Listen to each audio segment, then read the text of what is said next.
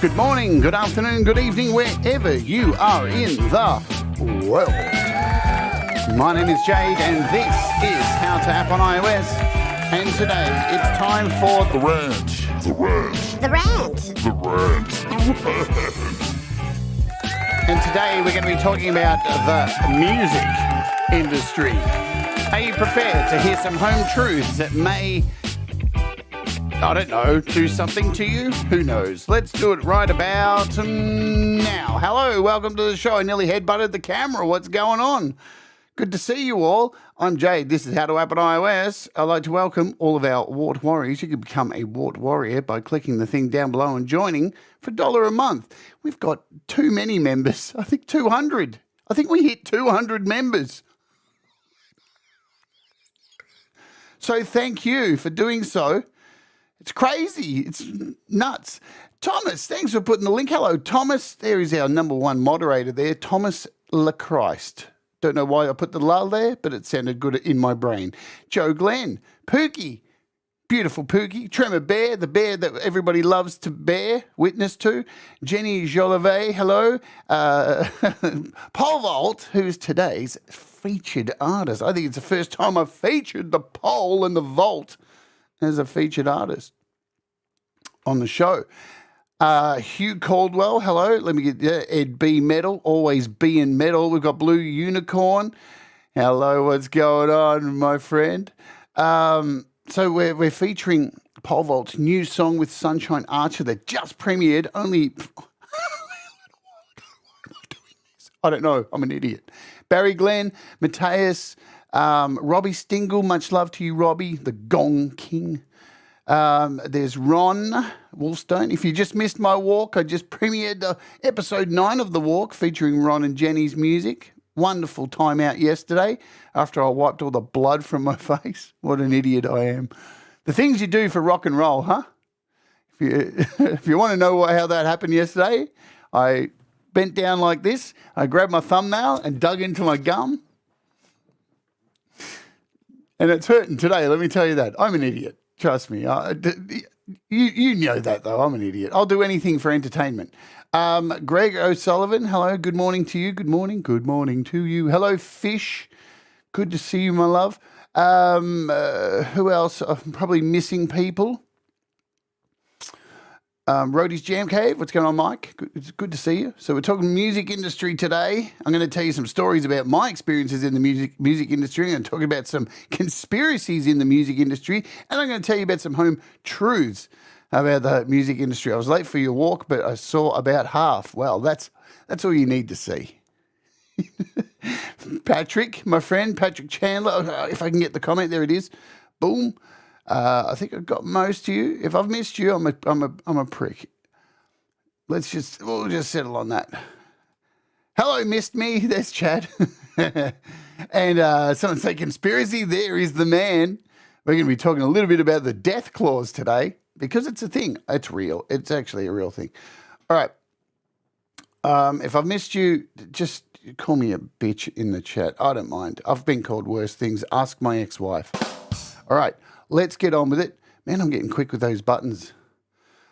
I'm running out of breath already. Let's quickly go over what's happening on the channel for the week because we have some sick apps to look at this week. Tomorrow on the show, we're looking at Hail to the King of Digital.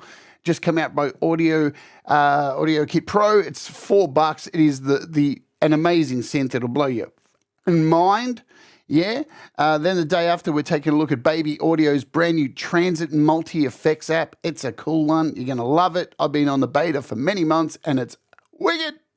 And then we're taking a look at this thing, which is super odd, flippin' cool EQ thing. It takes your EQ and flips it around and does all weird stuff to it. It's a real bonza app. Did I say bonza? What an idiot.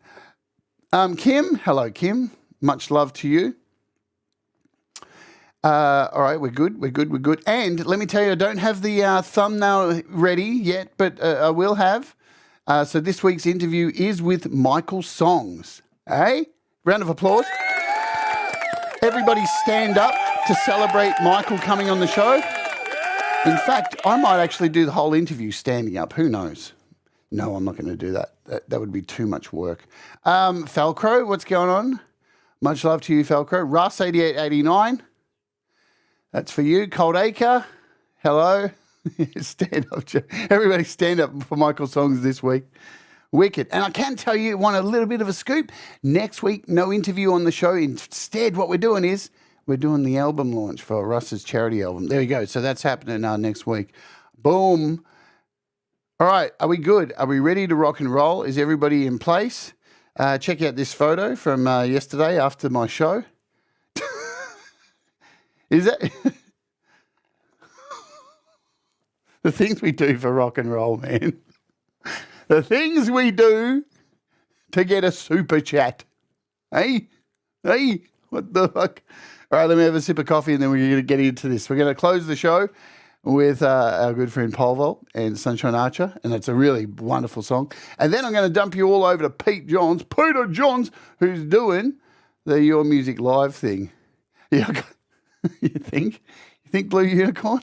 Just a bit. To monetize me, YouTube, I dare you. Oh, dear. It was an accident, YouTube. I fell over during the show. What can I do? Gregory says, I should have known better than to have breakfast. Greg, you've been on this channel for over 3 years. Let more the fool you. All right? Bloody fool. Let me give Greg a sound effect. There you go.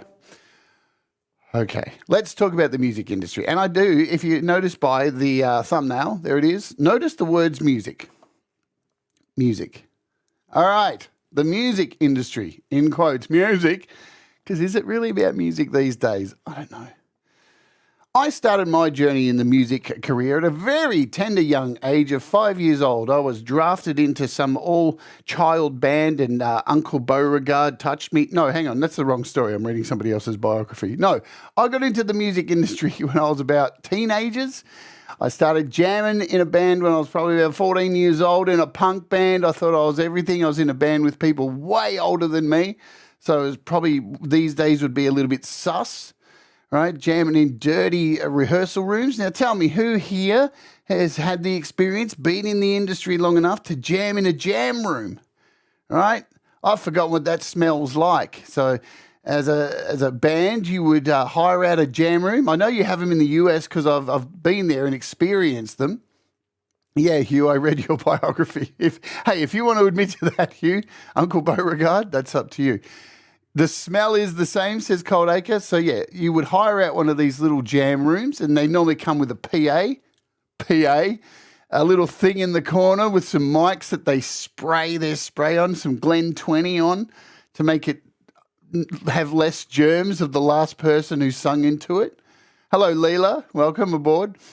And you would sing and all the band would lug their gear in, and they'd set it all up. And you'd grab your mic as a singer and go, oh, God, who the hell was here before me? Man, have they been eating asshole? And you'd have to sing into that. And as a singer, jamming with a band, nobody can hear you. I could never hear myself. You didn't have inner ear plugs like you do these days. So you're just screaming for like 4 hours, destroying your voice, and nobody in the room can even hear because the guitarist's Marshall amp is up way too loud. No matter what you tell them to turn it down, they keep turning it up until you punch them, right? So that was my introduction to the music industry, of being in a room full of older people thinking I was a rock star with these punks singing songs about the government at 14 years old. I knew nothing, but I thought I was punk because I was singing about the government. And from there, you go and get your first gig, yeah? And eventually you move on to a gig and somebody books you a gig. And I played many gigs as a teenager. I played many all-ages gigs. I got to play adult, over 18s gigs as a kid, because you could go in and play the gig, but you just weren't allowed to drink. But let me tell you, they don't know what I bought in my bag. Especially Cold Acre, Bell Street Rock. Eh? Sorry, I'm having a Ron Ward attack. Bell Street Rock Used to get into there and play gigs there, over 18's venue, and you'd get snuck in as a teenager, even to watch bands. I saw many death metal bands underage there. And but you get to play gigs at these venues being underage. And this is where you start to see the music industry for what it fucking really is. Let's start with Promoters. Promoters, right? The dog shit on the heel of everywhere you go within the music industry, especially in venues, right? Promoters, oh man, promoters. All right, so here's the deal with it. And many of you, I don't know, you probably haven't had the pleasure of playing a gig. There's many of us here in this community whose music career has started here in this wonderful community where, you know, we're full of support and love for each other's work and who we are as people. But when you're doing it tough in the music industry, let me tell you, promoters could give a fuck if you live or die. All they want is to sell booze. All right, now you're going to find a common thread with this whole music industry thing. Let's cut to the chase. All people promoting music have an agenda to sell something else other than you. You're just the commodity that they use to sell their or their streaming or whatever it is, or their product placement, which is where we are now with the industry. A very shady practice that we're in now with big labels and stuff like that as the industry has changed. Give me a sec. Oh, okay, so promoters.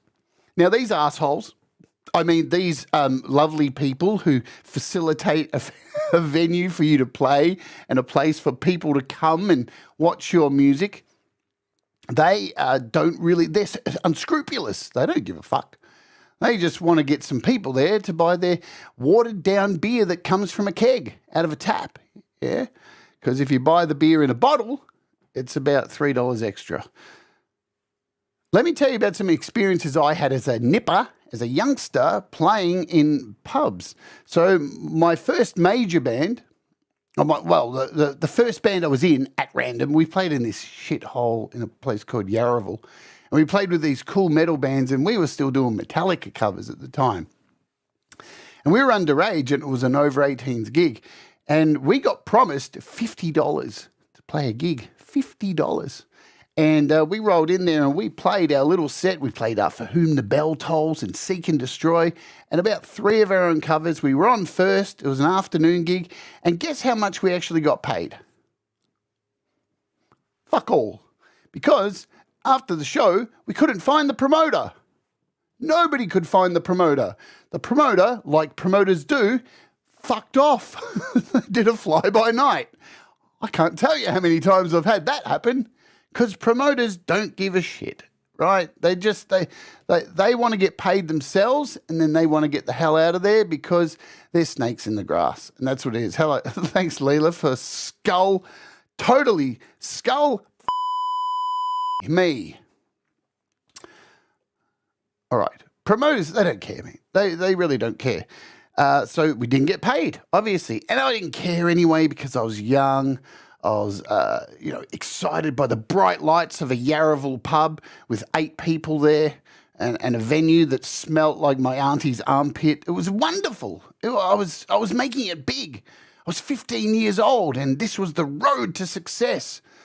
And it just got worse from there because then I joined my band Despised. And you want to hear a little bit of Despised? I can play a little bit of Despised while I'm talking. So then I was in this band Despised. We were like a kind of thrash version of, Mr. Bungle or Faith No More kind of thing. Let's play a second of Despised because it's fun to give you some context. Let's play Drama. Play a little bit of Drama. You ready?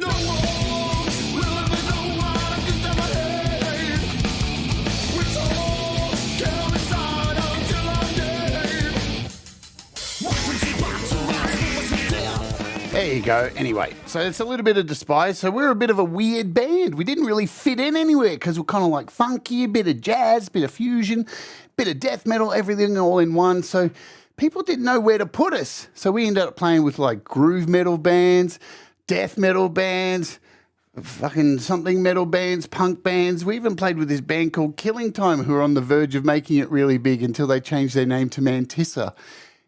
And we were starting to get gigs, but nobody knew where to put us. And then we got a residency at this pub called the Richmond Club.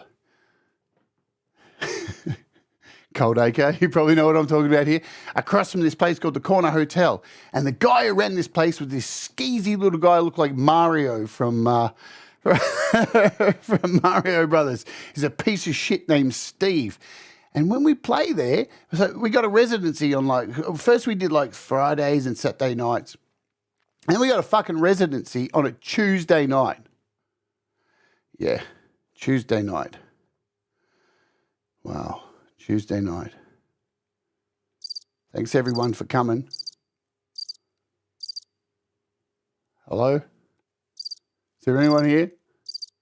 Oh, well, we're getting paid, so that doesn't matter. It's a Tuesday night. There's nobody here. We're getting paid still.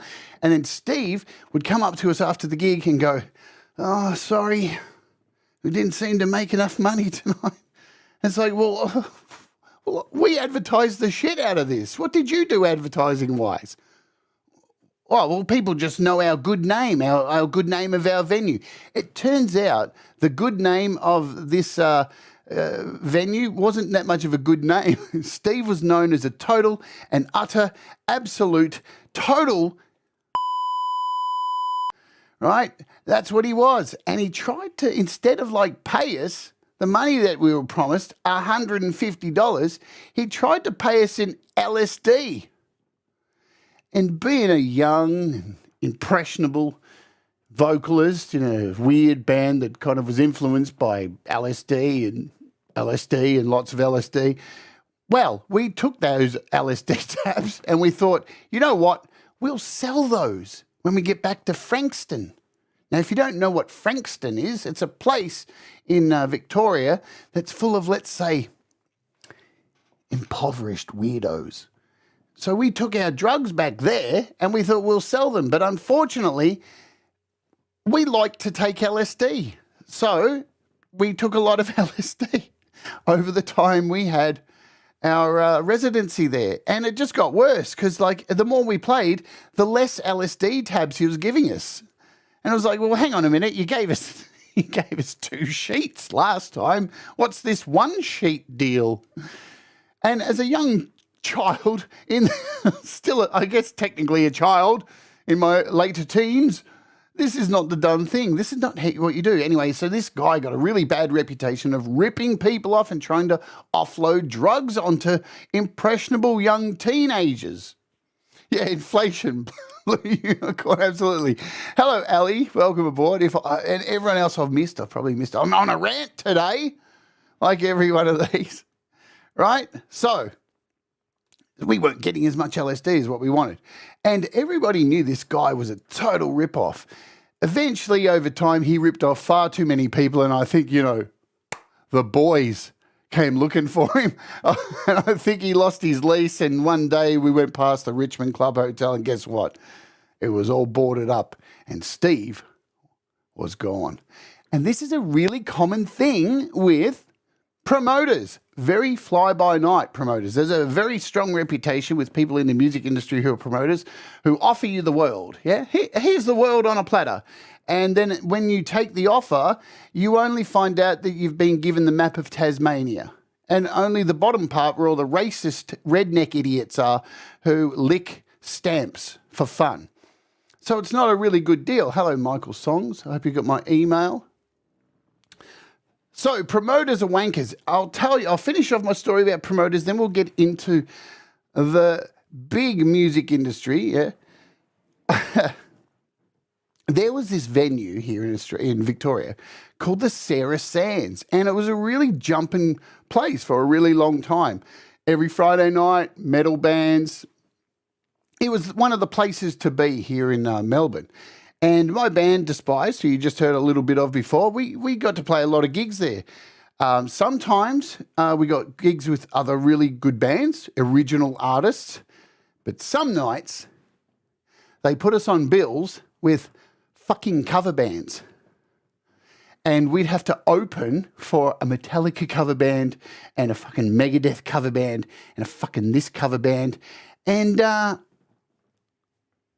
don't fucking like cover bands, especially when I'm in an original band and they're getting paid more than me for playing somebody else's music.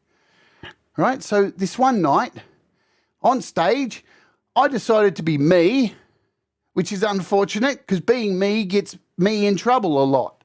And I decided to say some things on stage about the venue. Well, not really about the venue, about cover bands. I made some jokes and quips I thought were quite titillating for the audience about how shit cover bands are, right? And I don't think the owner agreed with my comments. And afterwards, unbeknownst to me, our drummer had been fed a little bit too much of the old alcohol from the bar staff.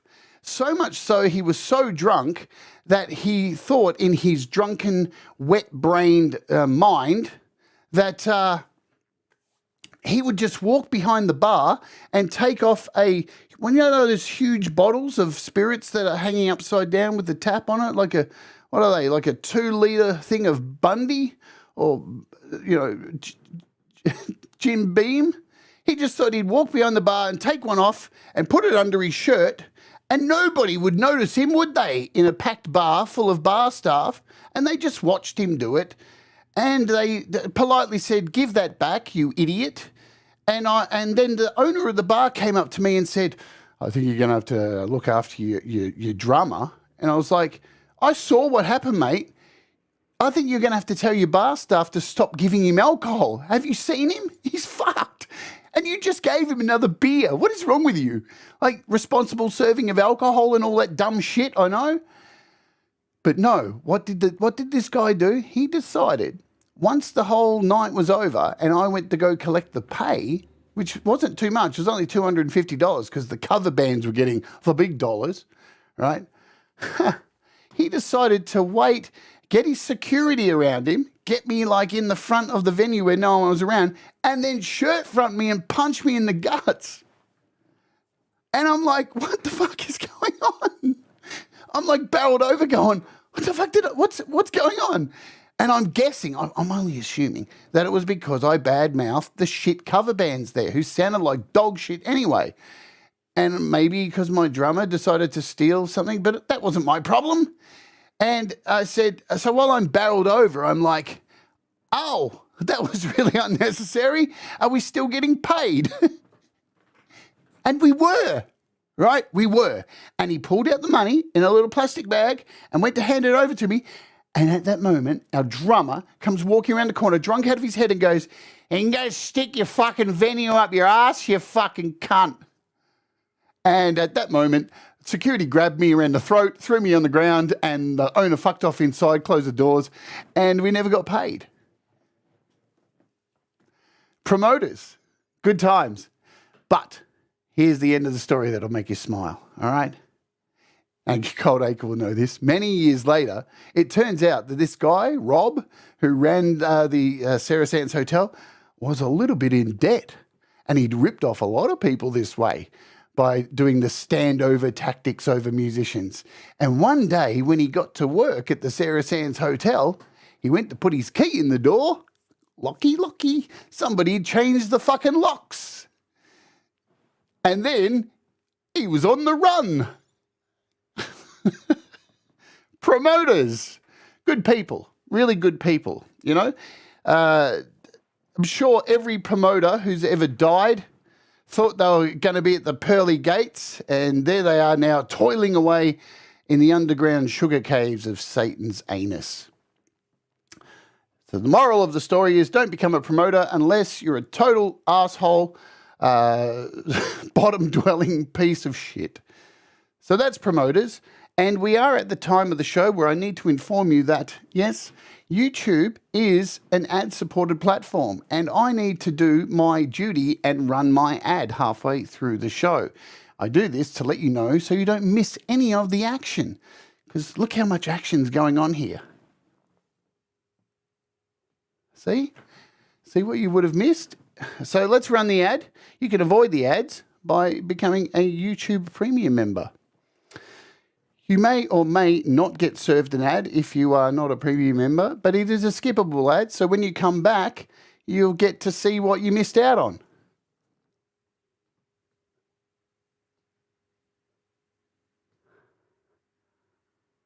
Riveting television. All right.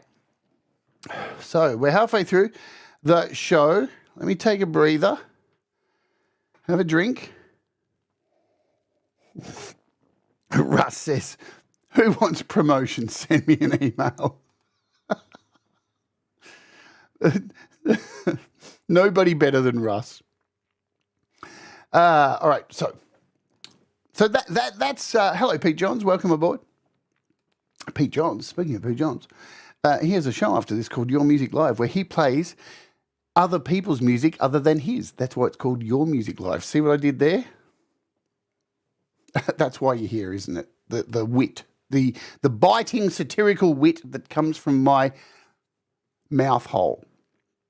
Okay, let's talk about the real music industry. Let's talk about a little bit about the conspiracies behind the music industry, because if you delve deep enough, you will find out that the music industry has always been a box full of broken dicks. It always has been. And it's always been very, very corrupt. Corrupt in a different way, right? Let's go back to like the 30s. Let's talk about the like 30s to 60s of the music industry, where we didn't have like social media like we do today, where, you know, everybody knows what you had for breakfast every minute of the day because there's a photo of it in every feed. We had this other thing, right, called newspapers and radio and television in its infancy. And movies were silent for most of the time. You know, I know most of you may be watching this and wishing that we could go back to that period and experience it.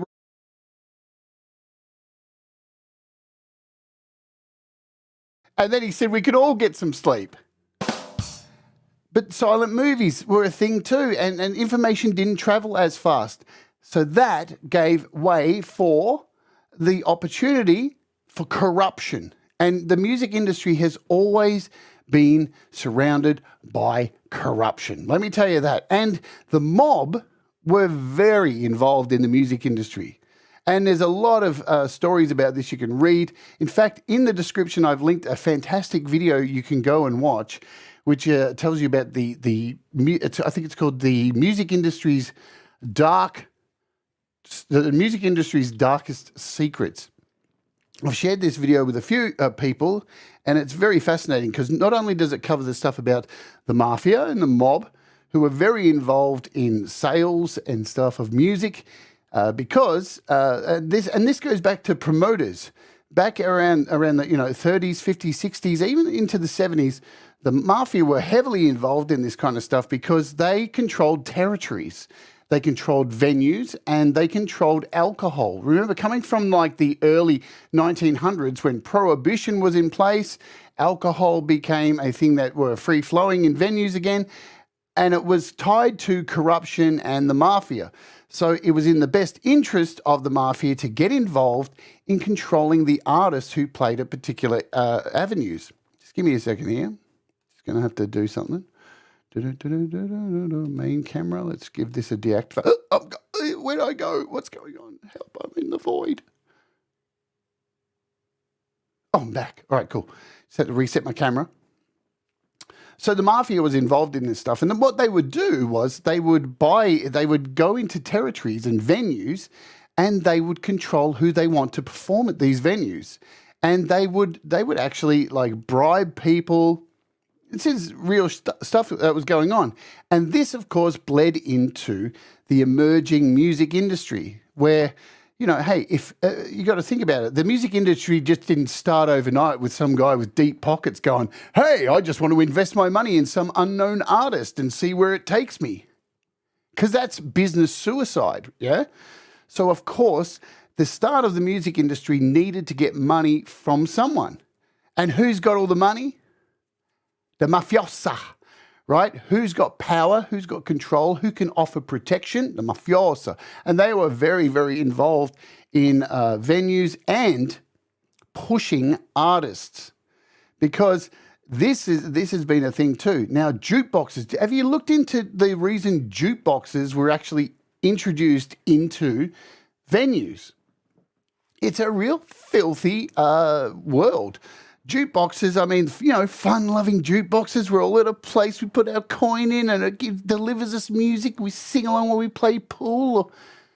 No, the jukeboxes were used for pushing narratives. This is the earliest form of propaganda for pushing artists that the mafiosa had invested money into, because you got to get a return on these artists that you have. So not only do you have corruption with jukeboxes being put into venues, this was happening on the radio as well. People getting bought off to have music pushed so people can make their money back. Because guess what happens when you don't pay back somebody in the mafia?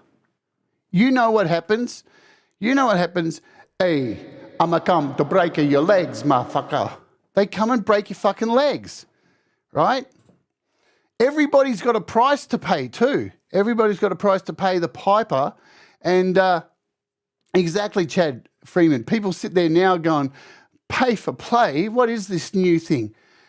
If you don't think pay for play didn't exist back then I'm sorry. You need to put your head in the toilet right now and give yourself a swirly. I'll wait. I'm waiting.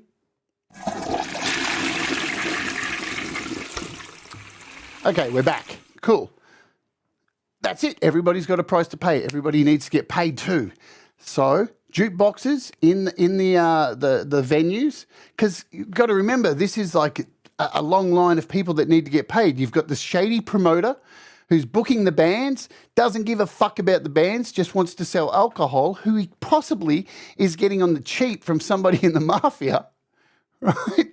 The mafia connections, this deep pockets, sending those to these newfound promoters who are with their upstart businesses, the olden day tech companies, who get money to start up a new start business. And then, who gets fucked over the most? It's the artist. Of course, the artist has always been the one underneath the table getting kicked. And we're the ones with the feelings and the emotions and the ones going through the breakups and the tough times and we can't eat. We're so hungry. But we're the ones copping the worst deal and always have been, right? So it's just that's it. And then you can even dig deeper into these conspiracies. But it's interesting because many artists have come out and admitted these things are true, right, about the death clause. I don't know if you've looked into it. If you haven't, I've linked a video down below. So the death clause is this thing that people still say is in existence now. There's no proof, but there's been a lot of artists come out and say this. All right, so think about it this way. You put an investment into something and it doesn't bring a return. What are you going to do? So think about the stock market. You put money into something, it's not making a return. I'm going to get rid of this thing because it's a weight on my back. It's going to put me under. Music is treated the same way. These aren't people. These are something that I can use up, wring out dry and throw away. Yeah? And this is it. See, Russ knows. I've been in the industry a long time and seen it all, being ripped off and screwed up, thrown away and treated like shit. Russ knows exactly what you have to do. You have to take it in your own hands and blag it. You got to be able to blag with the best. That is the music industry. That's any industry, really. So we're talking about the death clause here. What happens is this person's an investment. I put money into this person. They have one big hit single. And it's like, great. Well, we barely recouped our money from that. We need more. We need to get more. You need to produce more music. They make more music. And guess what? Not everybody can repeat the hits. It's a, how do you make a hit? There is no formula. So what happens when this lame horse is popping out songs that a turd won't listen to, right? And turds don't have ears. So I don't even know why I said that. So what happens? The mafia go, did they sign the death contract, the death clause? And the death clause is in, and a lot of artists have said this, there's a clause in many contracts that says when you go bye-bye, they've got to recoup their money and they've got to make... So guess what, mafiosa? No internet, no one knows. Let's just set this guy's car on fire. And there's been cases of this stuff that were under investigation, where the police are investigating the mob for taking out lame duck musicians. Because once they were dead and found dead in their car, album sales shot through the roof.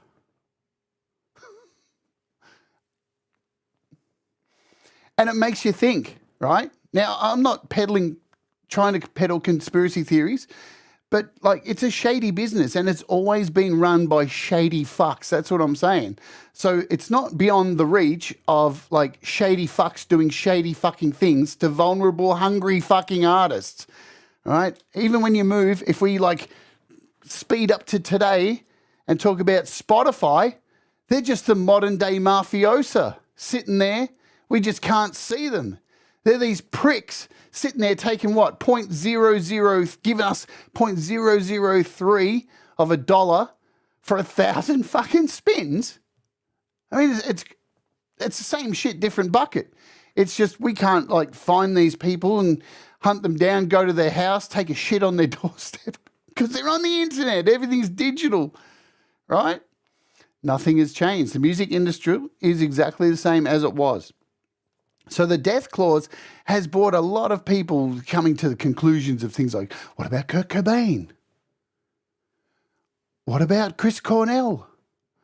What about all these people that mysteriously die? Isn't it funny that so many artists die in a fucking bathtub? It really is.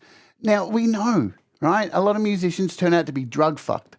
Do you blame them? Right? Because we can touch on fame and stuff for a minute. Right, fame and fortune. What is it? Is it really that good?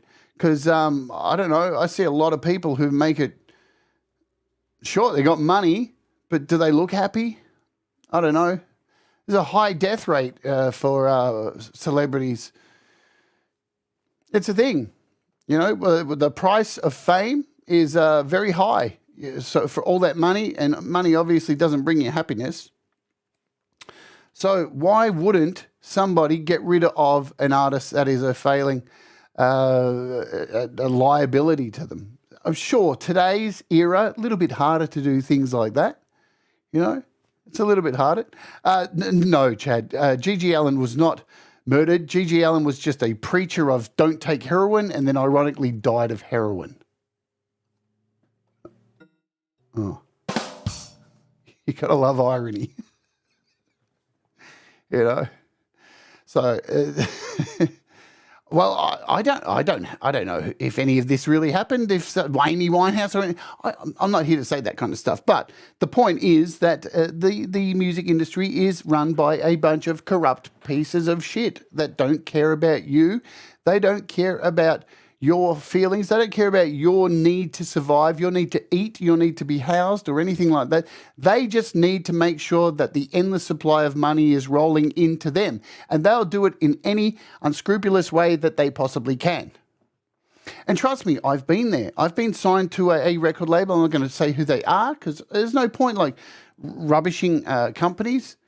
And I was young and stupid, and I signed a deal and was like, hey, these people are giving me money to go record something. And then I recorded the something, and I was like, I didn't know I had to read that thing that I just fucking signed. Damn. They now own all of my fucking music. Well, that sucks. And I'm unable to pay it back. Oh, no. Well, I won't do that again, will I? Again, mistakes make you better, and you need to pay attention to these people because if something sounds too good to be true, guess what? It's not true. That's just the way it is, right? If it smells like bullshit, guess what? It's bullshit. So you've got to use your instincts in the music industry. And yeah, see you later, Michael. Exactly. It's not. I know it's just not the music industry. It's all kind of businesses. Same thing.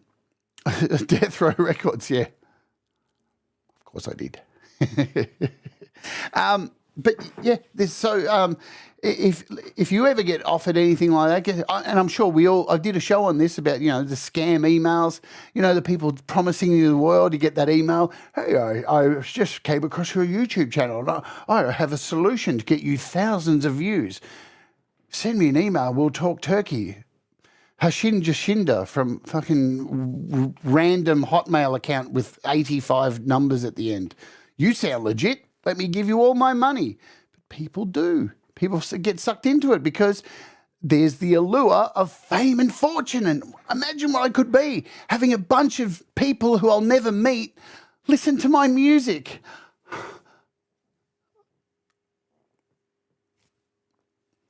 We're very lucky here because we have this very tiny little community of people that put out music and we all listen to it and share it and people actually listen. How good is it to wake up each day and know with this little community that we have that no matter what you put out, someone's going to listen to it and actually send you a comment and give a shit. I find it far more exciting than having something out there and going, I wonder if people like me, and I'll never know if they actually hear me at all. We are very privileged these days, even to have a small community like this.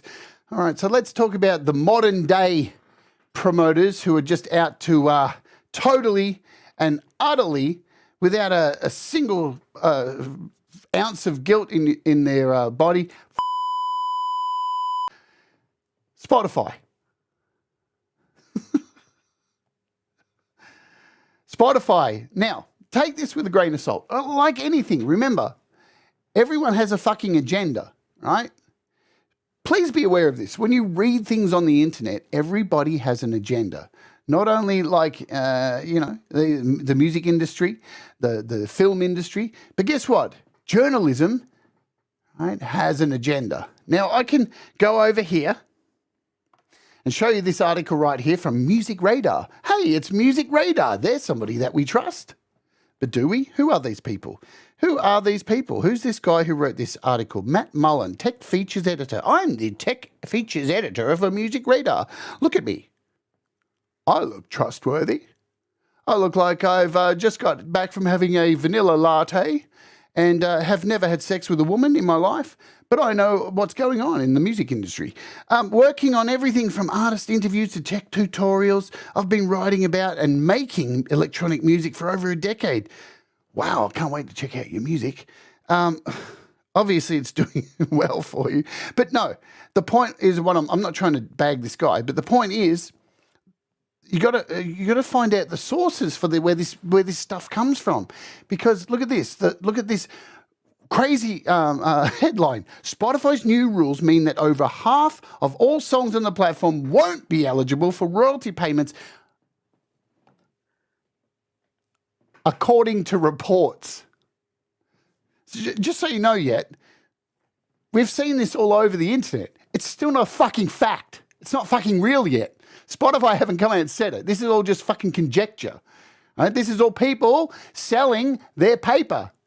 Fear tactics from even this industry to tell you that you're going to make no money. There's been no word. This one was from 6 days ago. Every tech company has covered this. Every music press has covered this. Still no proof that it's actually happening, right?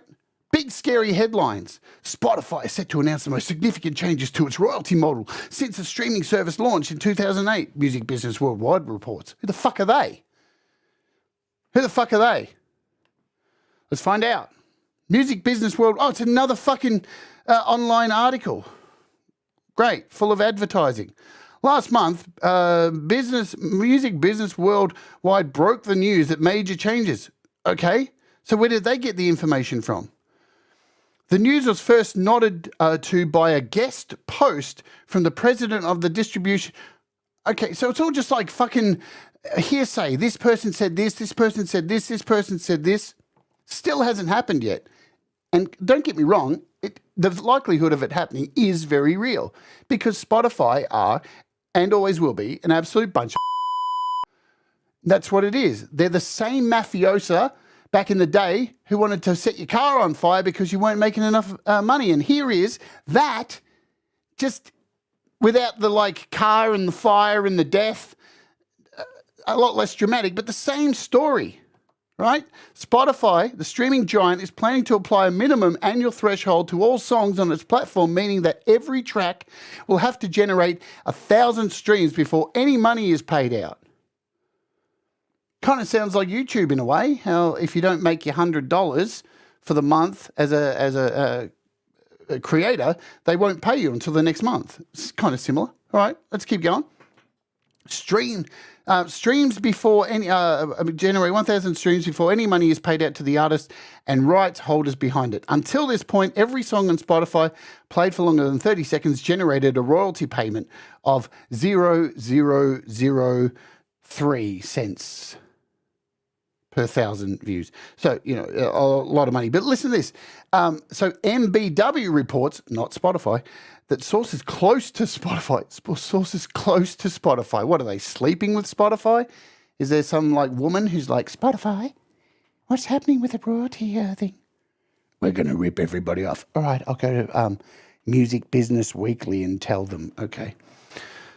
So basically, it reports sources close to Spotify have said that the company's objective with this move is to relocate tens of millions of dollars from the 0.5% of artists on this platform that receive under 1,000 streams annually to the other 99.5% of royalty pool. So basically what they're saying is we're going to take all the money from the poor and then give it to a bunch of rich cunts who don't need any fucking more money.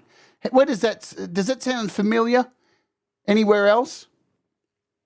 Oh yeah, life everywhere. So it's just the same shit.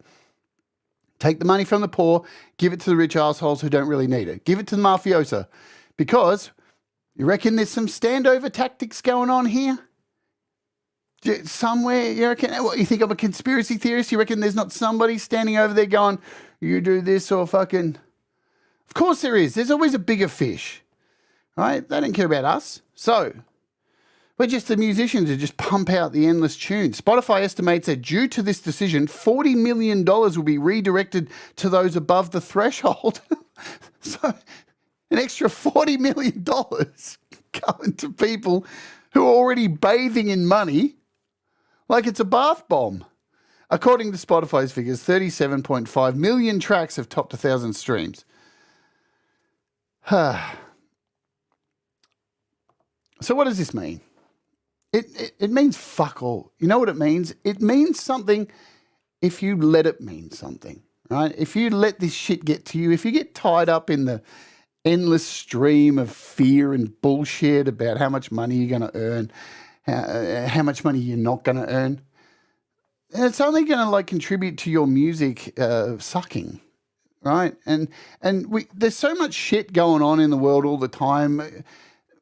We just need to fucking know that we can pay out. I mean, we've got lives. I need to know I'll be able to pay my rent, be able to eat, keep my health up, all this kind of stuff, and hopefully make some good music. I don't give a fuck about these rich assholes. The reason I release my music using a fabulous company called DistroKid. Now, let's not lie. DistroKid, I can't confirm this, I'm speculating, but they're probably getting screwed out of this if Spotify do this, because now they are left with a whole lot of artists who are getting less, and it's out of their control. They're a distributor, and unfortunately, distributors are the gateway to the big, Spotify, Apple, all these places. And if Spotify do this, of course, the rest will follow because they'll see more money, and that's just a hard reality. But should this worry you? It doesn't worry me. I don't give a shit. I understand the music industry. I'm not in it to like become rich. I'm in it to make music. I'm in it to feel good when I make music, or to feel sad, or just to feel alive, you know? And as I said earlier, we're just lucky enough to have this very small part of the world here on YouTube. There's a whole bunch of musicians who are like-minded. And the reason I release music through DistroKid is a kind of quirky, fun one. I like going to Apple Music or Spotify and typing in my band name and seeing it next to all the big celebrities. And I don't care if I'm making money or not. My music is accessible to anybody. And that's an amazing thing to be able to do these days. So again, looking at the positives, who knew we'd be able to do that in 2023? Just have our music streaming on demand for anybody to stumble across it. Are we going to become huge celebrities? No, doesn't really matter. What matters is that we have good people around us. We know lots of cool musicians who make great music, and we have that already. We're very privileged. So the mafiosa of the music industry can go suck it, because the major pop world these days isn't even about music. Go watch a modern video clip. You'll always see an Apple computer being opened with the logo or some kind of brand. Everything's about branding. You know, there's all sponsorship deals with bloody computers, TVs, cans of Coke. It's not even about the music anymore for the industry. They will do anything. They are so unscrupulous. They will do anything to sell everything but the fucking artist. And they'll do it any way they fucking can, because somebody's got to get paid, or somebody will get the legs are broken, if you know what I mean. All right, I've ranted. I'm done. I've had my rant for this week. Episode 15, the music industry done. Did you have a good time? Did you have a laugh? I hope you did. If you haven't subscribed, you've just fallen onto this channel, I'm sorry. Okay? I'll do better. But no, please hit the like on the way out. Let me know that you like it. Sound off. Leave a comment down below and let me know your opinions. We're going to get out of here. We're going to play today's featured artist. Every day on this show, I play a featured artist because I like to support artists. And today's artist is Pole Vault and Sunshine Archer. They've collaborated. They just dropped a brand new video. We're going to play this clip. It is called Why Should I? It is so dark and melancholy and wonderful. It goes for about 6 minutes, so kick back and enjoy. And then I'll automatically dump you over to Pete John's Your Music Live, where he'll be playing your music live for the next 2 and a bit hours. I've got a doctor's appointment after this. Then I'm going for my walk. And we're done. Do the things that make you happy. Mistakes, they make you better. And you know what? We'll all rise together. That's the most important thing. I'm out of here. This is Pole Vault, Sunshine Archer. Should I? I don't know. Hang on. What I'm gonna do. Hang on. YouTube's been so weird today. Give me a second, guys. Oh, that was so smooth. Thanks, YouTube. Here we go. I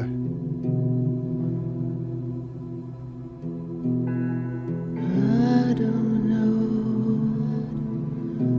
what I'm gonna do about you.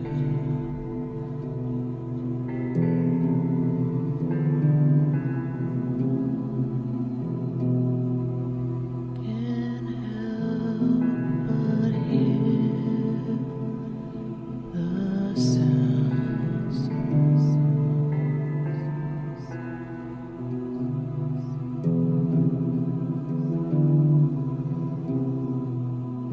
Why are you pulling me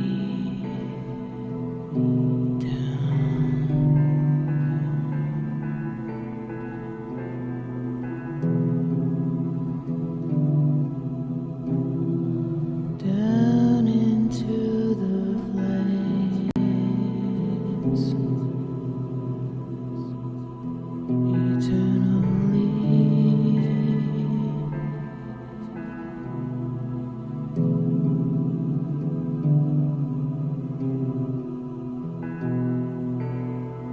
Battle rages on,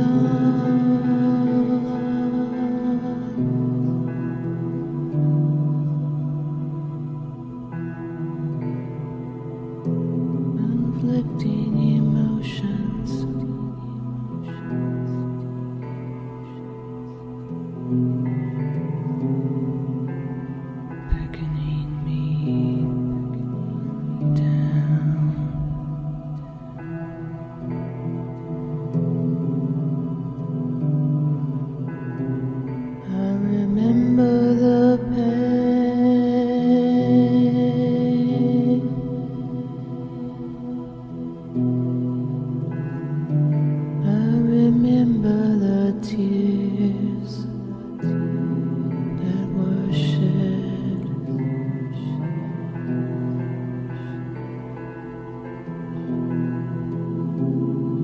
forgave him for all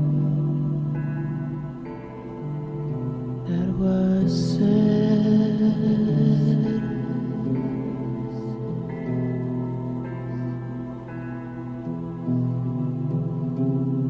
For each of you I was the while,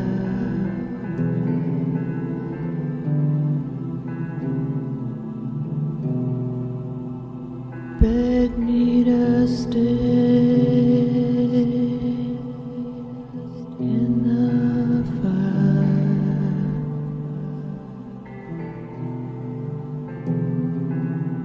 feel the fire. Should I feel the fire?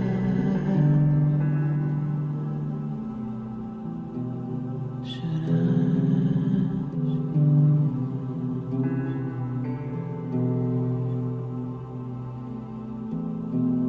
You only want me when I'm gone.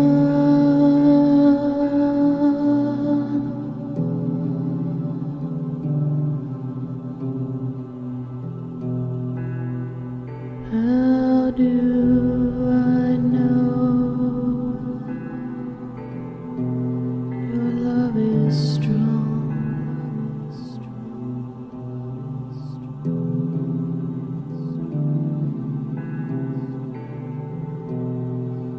You saved me from him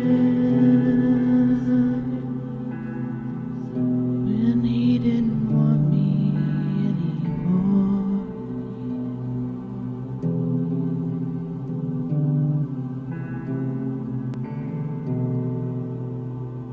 Why do you never say the words that I adore?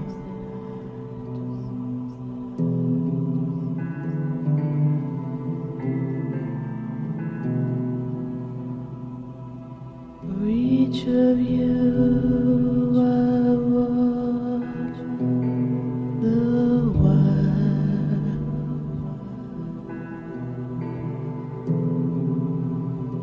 beg me to stay in the fire,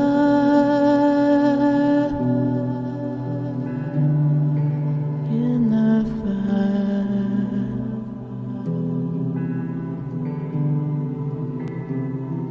Feel the fire.